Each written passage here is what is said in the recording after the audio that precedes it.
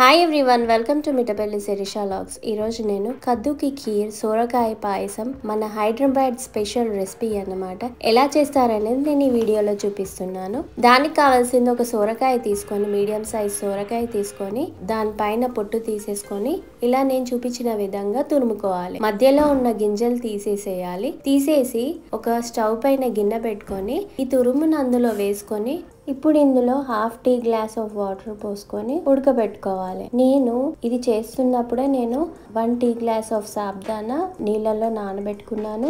Half tea glass of basmati rice కూడా నానబెట్టుకొని పక్కకు పెట్టేసుకున్నాను. చూడండి, ఇప్పుడు ఇది పర్ఫెక్ట్ గా కుక్ అయింది. ఇప్పుడు స్టవ్ ఆఫ్ చేసేసి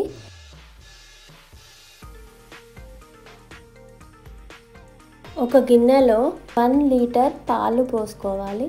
పోసుకొని అది బాయిల్ అయిన తర్వాత దాంట్లో మనం ఇందాక నానబెట్టుకున్న బాస్మతి రైస్ ఉంది కదా, అది వేసుకోవాలి. ఈ పాలల్లోనే మొత్తం ఉడకాలి.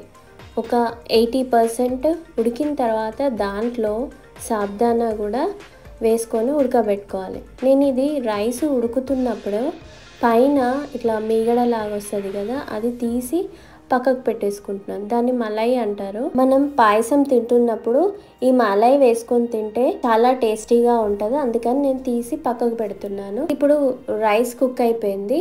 ఇప్పుడు సాబ్దానా కూడా కుక్ చేస్తున్నాను. దీంట్లో కోవా కంపల్సరీ వేయాలి. టేస్ట్ చాలా బాగుంటుంది. కోవా కూడా నేను ఇంట్లోనే చేసేసుకున్నాను. నేను ఎలా చేశానంటే హాఫ్ గ్లాస్ ఆఫ్ మిల్క్ తీసుకొని అందులో అది బాయిల్ అయిన తర్వాత చిన్న కప్పు మిల్క్ పౌడర్ వేసుకొని అది ఇలా నేను చూపించిన విధంగా ఉండలుండలు లేకుండా ఇలా కలుపుకోవాలి. కలుపుకున్న తర్వాత అది దగ్గర పడిన తర్వాత కొంచెం నెయ్యి వేస్తే టేస్ట్ ఇంకా బాగుంటుంది. అయితే నెయ్యి వేసేసి కలుపుకొని స్టవ్ ఆఫ్ చేసుకున్నాను.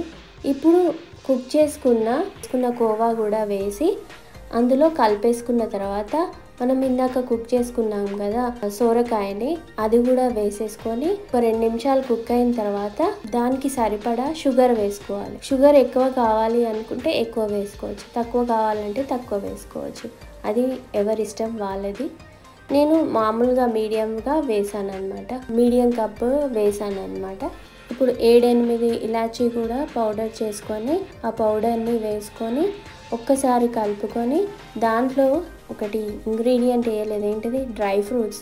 ఇప్పుడు గిన్నెలో నెయ్యి వేసుకొని కాజు కిస్మిస్ని ఏ డ్రై ఫ్రూట్ అన్నా ఇష్టం ఆ డ్రై ఫ్రూట్స్ని ఇలా ఫ్రై చేసేసుకొని ఇప్పుడు సోరకాయ పాయసంలో కద్దుకి ఖీర్లో వేసుకొని యమ్మీగా సర్వ్ చేసుకుంటే చాలా బాగుంటుంది. ఇందులో మనం తీసి పెట్టుకున్న మలై ఉంది కదా, అది కూడా వేసుకొని తింటే చాలా టేస్టీగా ఉంటుంది. ఈ సొరకాయలో ఫైబర్ కంటెంట్ చాలా ఉంటుంది. ఇంకా ఐరన్, కాల్షియం, మెగ్నీషియం ఇవి చాలా ఉంటాయి. అప్పుడప్పుడు ఇలా చేసుకొని తింటే చాలా మంచిది. Thank you for watching my video. Please like, share and subscribe my channel. Bye bye.